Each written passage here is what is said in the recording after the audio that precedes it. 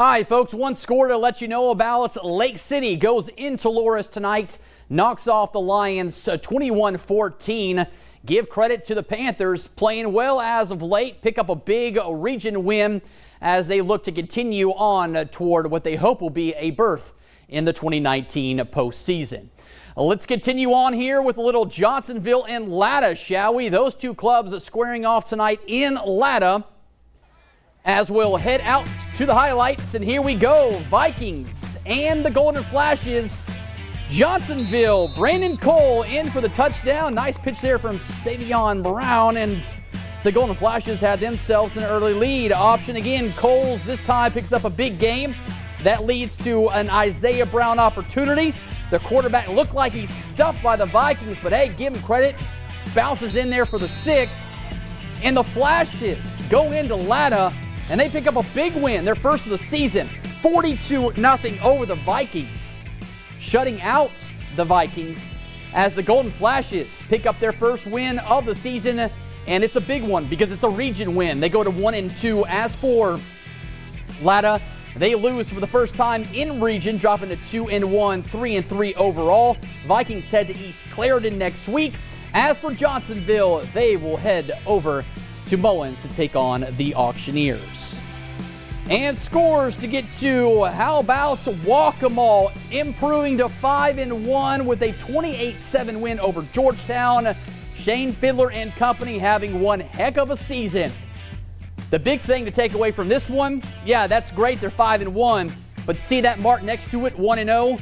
That's what all that matters, my friends, because right now they're in the driver's seats with regards to making the postseason. Been a while since we said that from the club from Pawleys Island, but they got an opportunity next week back home in Pawleys as Bishop England comes to calling. Bishop England's not the team that you become accustomed to seeing. They're down a little bit this year, and Waccamaw playing extremely well, so the Warriors, yeah, they got a legit chance to go in there next week and win a big ball game over a historic program. As for Georgetown, back home next week to take on Manning.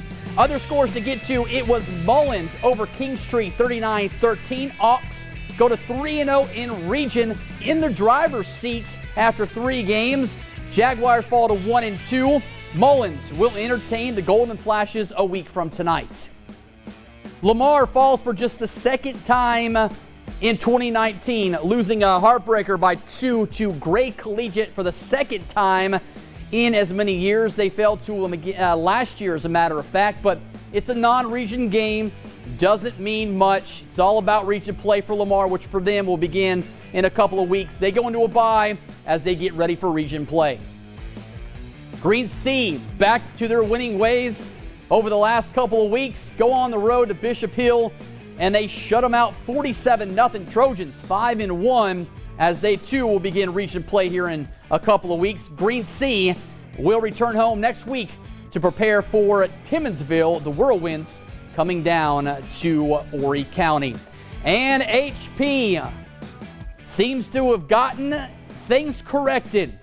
Home tonight with the win over EC 42-14. Raiders back to 500 and a game above 500 in region play, with Carvers Bay coming to town next week. EC back home to take on Latta. And Andrews goes on the road up the ways a little bit into Hemingway to take on Carvers Bay, and they go home victorious 49-6. Jackets pick up their second region win. Go to 4-1 overall. The struggles for the Bears continue. Have to remember, though, that Carvers Bay is a very, very young football team. They got a lot of talent, just a lot of inexperienced talents. So it may take a year or two to get that club back to where we're accustomed to seeing.